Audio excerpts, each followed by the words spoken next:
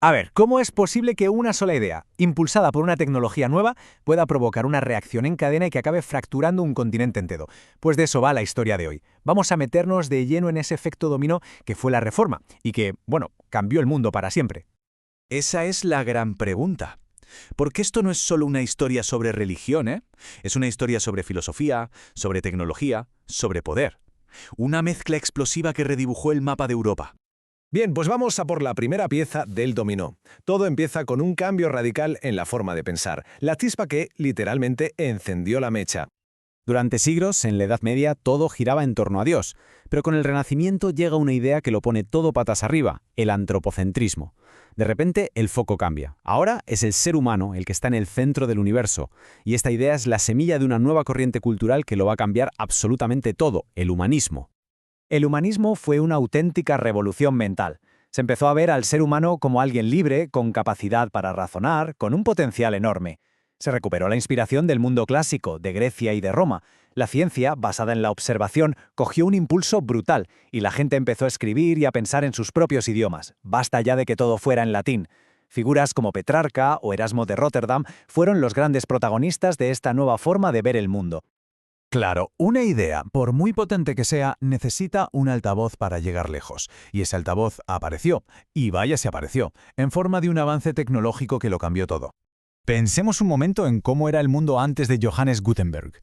Los libros eran objetos de lujo copiados a mano por monjes, un trabajo lentísimo, carísimo, casi nadie tenía acceso a ellos. Pero llega la imprenta y ¡boom! Todo cambia. De repente se pueden hacer libros de forma mecánica, mucho más rápido, mucho más barato, y el conocimiento se vuelve accesible para muchísima más gente. El proceso era una genialidad para la época. Primero, componer la página, letra a letra. Luego se entintaba el molde, se prensaba contra el papel, se dejaba secar y ya estaba, un libro. Este invento fue el verdadero motor que hizo que las ideas del humanismo corrieran como la pólvora por toda Europa. O sea que ya tenemos el cóctel perfecto. Una nueva filosofía que pone al ser humano en el centro y una tecnología para difundir ideas a toda velocidad. Esta combinación estaba a punto de chocar de frente con la institución más poderosa de Europa, la Iglesia. Hay que entender que a finales de la Edad Media el ambiente estaba caldeado. Había un descontento enorme con la Iglesia. Se criticaba el lujo exagerado de los obispos y cardenales, la poca preparación de muchos curas, la compra y venta de cargos y, sobre todo, el escándalo de la venta de indulgencias para, supuestamente, perdonar los pecados. Y la gota que colmó el vaso fue cuando el Papa León X decidió autorizar una nueva venta masiva de indulgencias. ¿La excusa? Pues nada menos que financiar la construcción de la Basílica de San Pedro, en el Vaticano. Para un monje alemán llamado Martín Lutero, que había visto todo esto de cerca, aquello fue la gota definitiva. Fue inaceptable. Su respuesta fue de las que hacen historia. En 1517 fue a la puerta de la iglesia de Wittenberg y allí clavó un documento. Ese documento contenía 95 tesis, 95 argumentos que iban directos a la yugular de la doctrina y la jerarquía de la Iglesia Católica. La doctrina de Lutero era dinamita pura.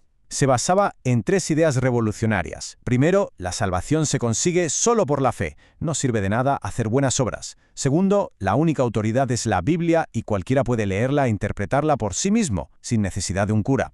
Y tercero, el sacerdocio universal. Cada creyente es su propio sacerdote. Esto, claro, era un ataque frontal a la autoridad del Papa.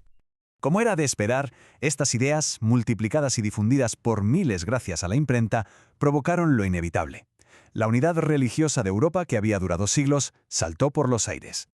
La Reforma no fue un bloque único. De ella surgieron diferentes iglesias protestantes.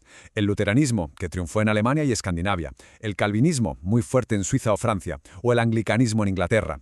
Podían ser diferentes entre sí, pero todas tenían algo en común. Rechazaban de plano la autoridad del Papa de Roma. En esta tabla se ve muy claro el abismo que se abrió. Y ojo, no eran diferencias menores, ¿eh? Hablamos de dos formas totalmente opuestas de entender la fe y el mundo, desde cómo alcanzar la salvación hasta el número de sacramentos o el idioma de la misa. Estas diferencias teológicas se convirtieron en auténticas líneas de batalla que dividieron familias, ciudades y reinos enteros. La Iglesia Católica, por supuesto, no se quedó de brazos cruzados. Su reacción no fue solo defenderse, sino lanzar una contraofensiva potentísima y muy bien organizada en varios frentes. A todo este movimiento lo conocemos como la Contrarreforma, y tenía, digamos, un doble objetivo. Por un lado, corregir los errores y la corrupción interna que habían llevado a esta crisis, y por otro, defender con uñas y dientes los dogmas de la fe católica frente a las ideas protestantes. La gran respuesta a Lutero fue el Concilio de Trento.